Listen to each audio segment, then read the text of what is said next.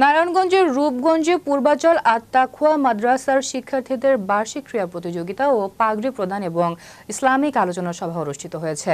শুক্রবার বিকেলে উপজেলার পূর্বাচল উপশহরের ২৪ নং সেক্টরের পূর্বাচল আত-তাকওয়া মাদ্রাসা মাঠে এই ক্রীড়া প্রতিযোগিতার উদ্বোধন করেন দাউদপুর ইউনিয়ন বিএনপির যুগ্ম সাধারণ সম্পাদক রিয়াজ হোসেন ভূঁইয়া কিরণ। উক্ত অনুষ্ঠানে গ্রিন অ্যাগ্রো লিমিটেডের প্রতিষ্ঠাতা রিপন মিয়ার সভাপতিত্বে প্রধান অতিথি হিসেবে উপস্থিত ছিলেন দাউদপুর ইউনিয়ন বিএনপির ক্রীড়া বিষয়ক সম্পাদক আরফান উদ্দিন ভূঁইয়া। বিশেষ অতিথি হিসেবে উপস্থিত ছিলেন ডক্টর শফিকুল ইসলাম, দাউদপুর ইউনিয়ন বিএনপির সাবেক সভাপতি হুমায়ুন কবির ভূঁইয়া, দাউদপুর ইউনিয়ন যুবদলের সহসভাপতি রাজীব ভূঁইয়া, মিঠুন মিয়া, সেলিম মিয়া প্রমুখ। পরে বার্ষিক ক্রীড়া প্রতিযোগিতা শেষে বিজয়ীদের মাঝে পুরস্কার বিতরণ ও মাদ্রাসার শিক্ষার্থীদের পাগড়ি প্রদান করা হয়।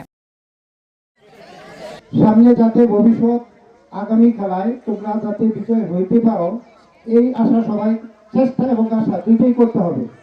আর আজকে সবচেয়ে বেশি আকর্ষণীয় এবং মনে তৃপ্তির মতো আমি অভিভাবক উপস্থিতিতে সবচেয়ে বেশি আনন্দিত হইলাম।